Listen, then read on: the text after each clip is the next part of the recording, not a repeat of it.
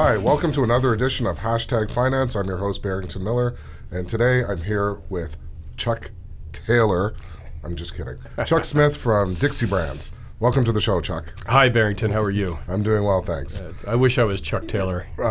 Every time I think of your name, that's what I envision. I picture the little star. Cool kicks, man. Oh, for yeah. Sure. Tell us a little bit about Dixie. Yeah, thanks very much. And again, I really appreciate being on the show here today, and appreciate all the support with the CSC as we brought the company public last year at the end of November. Dixie Brands is arguably one of the largest CPG companies in the cannabis industry. Most people knew us for our drink platform. We've been around for almost 10 years.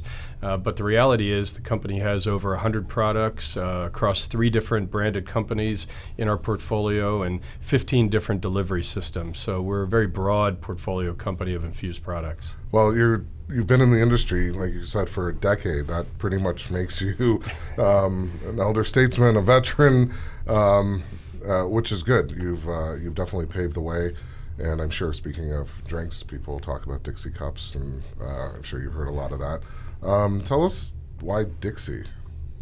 Yeah, well, first of all, somebody once called me an OG, and I just thought that stood for old guy. So I was flattered to actually know what they were talking about. Look, we created the company a little over 10 years ago in Colorado.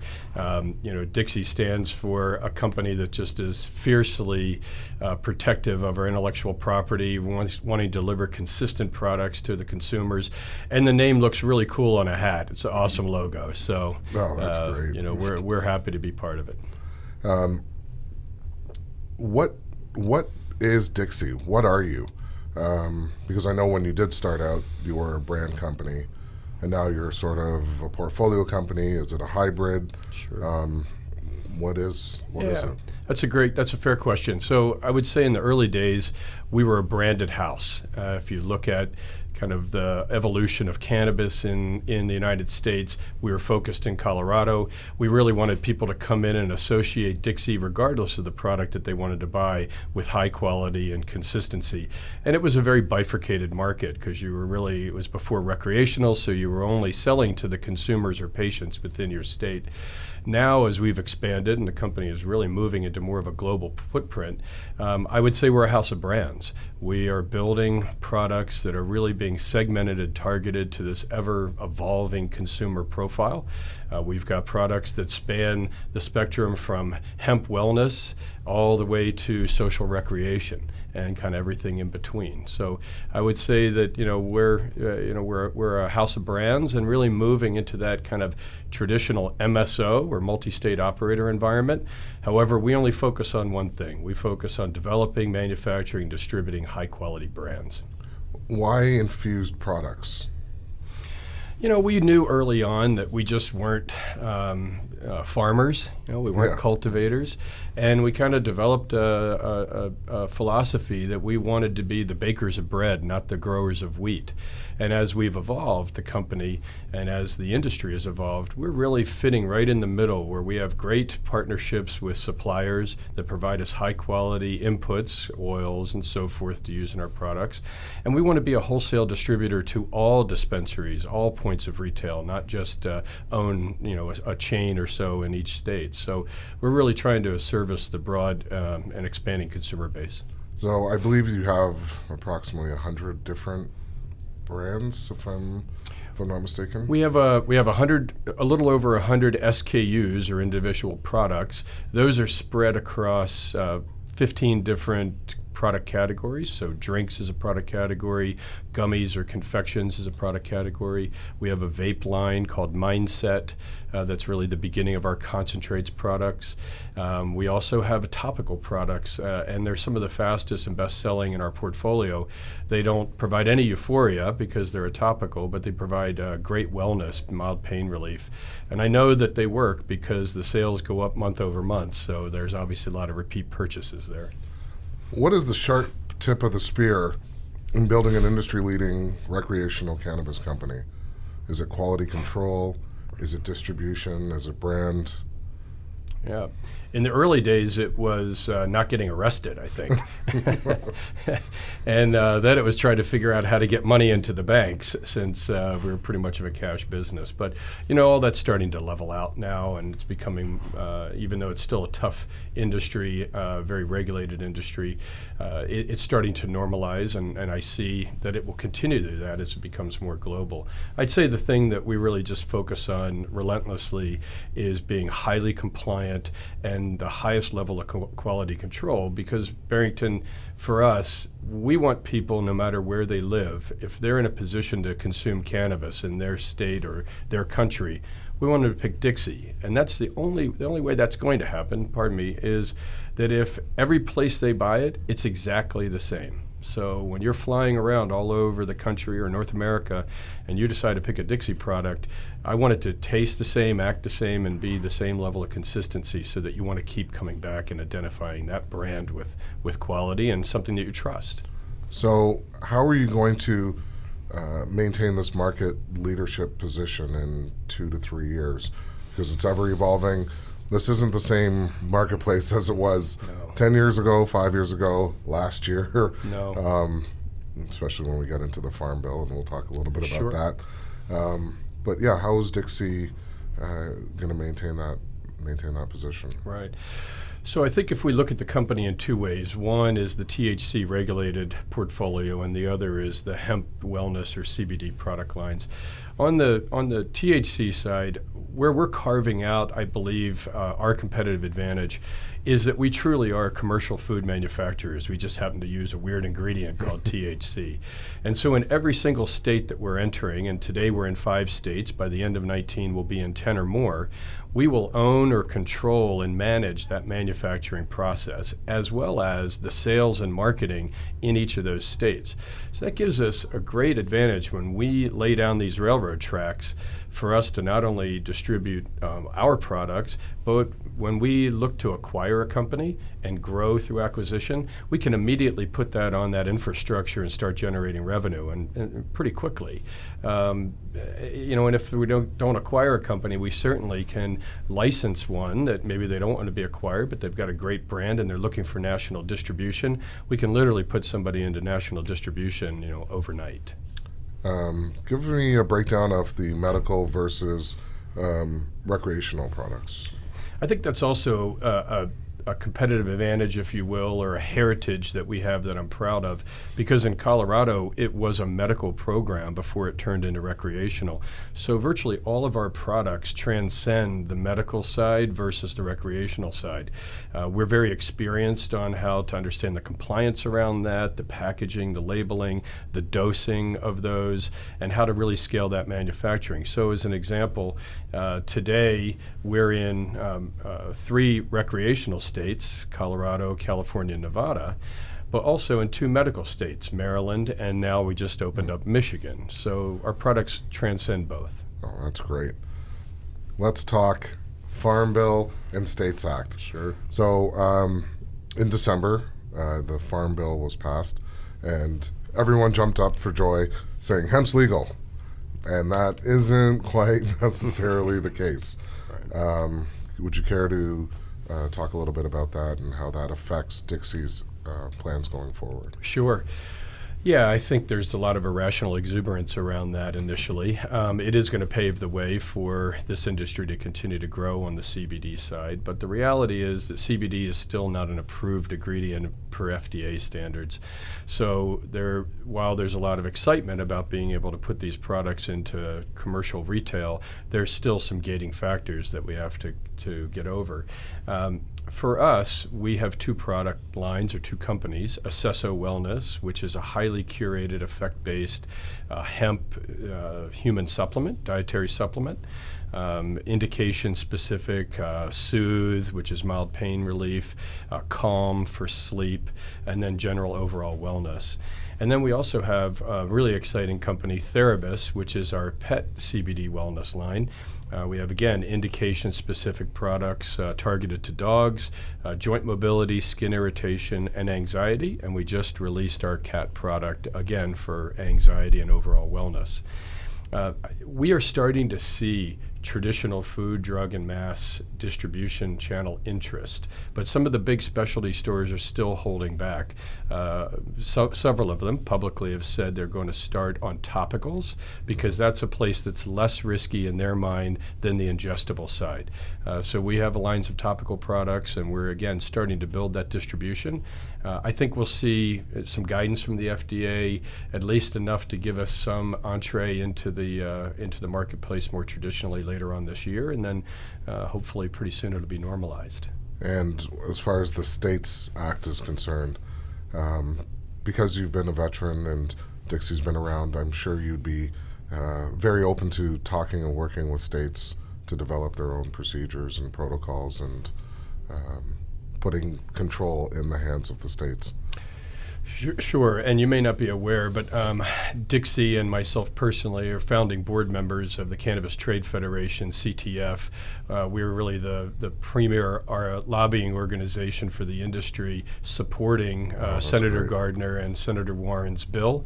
I just happened yesterday to actually be at a lunch with Senator Mitch McConnell, and while he's not a staunch supporter of the cannabis industry today, he certainly knows that a federalist approach, giving states the rights to really administer this program, create jobs, and put a much more fair tax code in place for the cannabis industry, I believe he thinks that's the right thing to do, and we're certainly hopeful that we can get support from the House, the Senate, and ultimately the President even this year. That would be fantastic. Now, you touched upon taxes, and it's my understanding that every state is a little bit different when it comes to taxing for medical versus taxing for recreational. In your opinion, what works, what doesn't? Is there a magical tax number of what people are willing to pay and stay out of the black market versus pushing people back into it? Right. Yeah, I think that's a tricky question because certainly the industry is generating a lot of tax revenue, which in turn is making it more appealing from a state's, even a local municipality perspective. So we want to be sensitive to that and ensure that we're doing our fair share as we're bringing the industry together. But you're right, we can't overtax the product and cause people to go into the black market. Now the reality is, Barrington, the fastest growing demographic in the industry today are adults 55 and older. Most of them are not smoking flower. They're not going back in an alley and getting a plastic bag full of weed. They're really looking for an experience for their social platform or social consumption or their wellness platform. So I think as long as we can regulate it, provide them a consistent product at a reasonable price, they're going to continue to go to the regulated market. I will say that the biggest issue that the industry faces in the United States is the 280E tax code. And that's a very punitive tax code that's really, in my opinion, unfairly applied to the regulated industry. It taxes us at the gross margin level, so our effective tax rate at Dixie could be, or in our affiliates, not Dixie the public company, but the manufacturing partners that we have, could be 60 to 90%.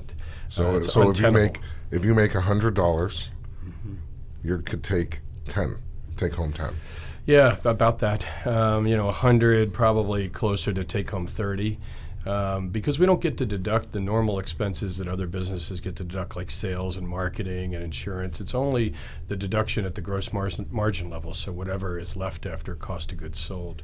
But again, States Act is going to fix that, and so the sooner we can get it passed, the sooner that the industry will be more normalized. Any time frame? Any estimation? Well, we're all got our pom-poms out to have it done sure. by the end of 2019 because that would allow us to have a normal tax application here this year. But, I do believe it's going to be an item that's a referendum for election next year in 2020.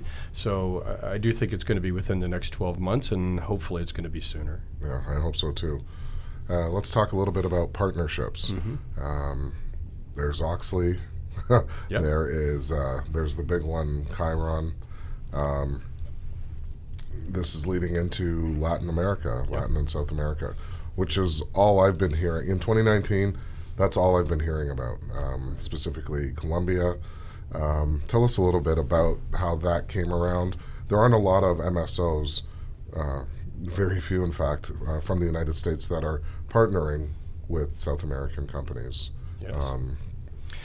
Well, we couldn't be more excited about the Dixie Khiron JV. I was fortunate enough to meet the CEO, Alvaro Torres, last year in London when we were both speaking at a conference. We kind of hit it off in a relationship, and then I got to know Chris Naprawa, the president.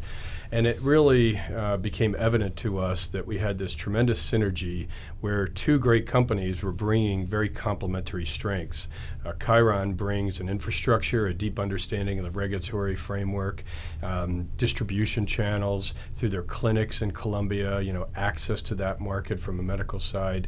Their Netagro acquisition is certainly going to open up Brazil to them, which is going to be probably the largest medical market in the world when it comes online. Obviously, their access in Mexico and their relationship with President Fox. What Dixie brings to the party is over 100 products and high-quality formulations and technology and packaging and brands, because we believe that U.S.-based brands will translate well into Latin America. But even if they don't, the formulations and the products allow Dixie and Khiron to have a first-mover advantage. And if we look at it just selfishly from my perspective, to your point of MSOs or other brand companies, my alternative would be to go country by country and find a partner, right, and hope that that partner was aligned with what we wanted to do. Now in one fell swoop, we have the entire Latin American marketplace with a partner that I know is aligned with us strategically. So it couldn't be better.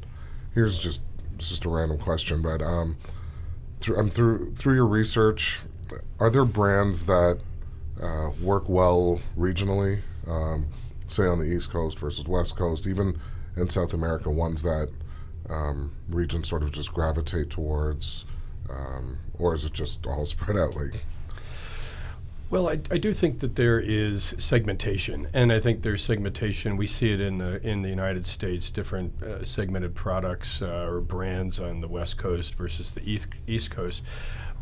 But I truly believe that starts to become more homogeneous as consumers can hop on a plane in Boston, fly to New York, out to San Francisco, stop in Denver, eventually up in Toronto, and they can buy products to consume cannabis. And I think they're going to look for brands that they trust.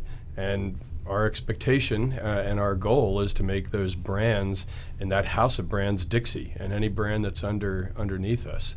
So in Mexico, our teams are working on regional segmentation right now, understanding consumer profiles. I didn't know it, but the Colombian people don't really like spicy food, so you got to make sure that you're gearing your product set to things that are specific to the culture. And so we're working very hard on that today.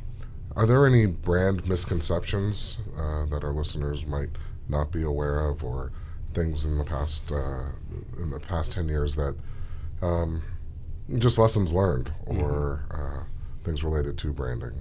Yeah, I think a couple things. Thank you for asking that question. I mean, our company is generally known for drinks. And in fact, I heard even recently, oh, Dixie, that's just a drink company. So as we get the story out and tell the story, I think people are surprised to see the diversity of our portfolio and the broadness of it. And the fact, again, that we're really trying to cover the spectrum from, hemp wellness, CBD-oriented products, through social consumption and kind of everything in between. It's our heritage. Our heritage is building this repeatable process, this IP, and this consistency, and being fiercely devoted to quality and consistency. So I think, the brand misconceptions that could be out there are that products aren't safe, aren't tested, aren't of high quality. And, I'm here to tell you that that's not the case with Dixie. Are there any key metrics that investors may want to be aware of, things that you can tell without having your compliance department scream and run around? Yeah, you well know there's only so much that I can say. Yes. Look, I think it's important for investors or even just listeners to know that the company just came public, as you know, on November 29th. Yeah. Probably the worst day I could have ever done it, given what happened the month of December. Yeah. But we fought back, and we're in good shape. But, I think that that our job is to start laying down these railroad tracks, building the infrastructure. So over the last 3 months, basically 3 to 4 months, we've been able to hire really key executives, people from the CPG industry. I've got one gentleman who was 15 years with Red Bull running DSD programs in North America for Red Bull. I've got another gentleman that ran the Wild Turkey portfolio and big wine and spirits distribution. So we're bringing in significant players onto our team, and now we're also laying down this infrastructure. Example, just opening up Michigan, taking that deal. If you're not aware, we signed the term sheet on the first week of February, and by the end of March, we had product manufactured and on the shelf. So that's 60 days of turning products from a handshake into actual revenue-producing products. That's something that a company that's been around for 9 or 10 years has learned how to do. And so I think the metrics people should look at as, not necessarily what are results in Q1 or even Q2, but as we start to roll out this infrastructure, we'll see revenues increase, we'll see distribution increase, and again, I think we'll see some really exciting things from the company in terms of acquisitions. And speaking of exciting things, what gets Chuck excited over the next 3, 4, 5 years? I've been around this industry for 10 years as we started. I used to be a lot taller. I had hair on my head. Yeah, didn't we both? But, I'm just excited about seeing the industry progress from the early days of, I was my partner and I were one of the only guys in a sport coat. And, now it's a very professionalized industry, and it continues to bring incredible talent into it. I'm also just affected and blown away every day by people that use the product, whether it's Dixie or other products, to help them as an alternative to opiates, or maybe as an alternative to their social use of alcohol. And so, for me, I get up every day and look for the wins on the board, and so we try and hit a lot of singles, and every now and then there's a good home run. But as the industry evolves, that's what I'm excited to see, to be part of ending prohibition. Well, thank you, Chuck, for stopping by. I know you have a busy schedule. This has been your host, Barrington Miller, with another episode of #Finance, and I've been here with Chuck from Dixie Brands. Thanks very much, Barrington. Thank you. Hi, it's Grace from the CFC reminding you to make sure to follow us on social media for the latest updates on our listed companies as well as new listing alerts. For more in-depth content, be sure to pick up our free quarterly magazine, Public Entrepreneur, available online at thecfc.com.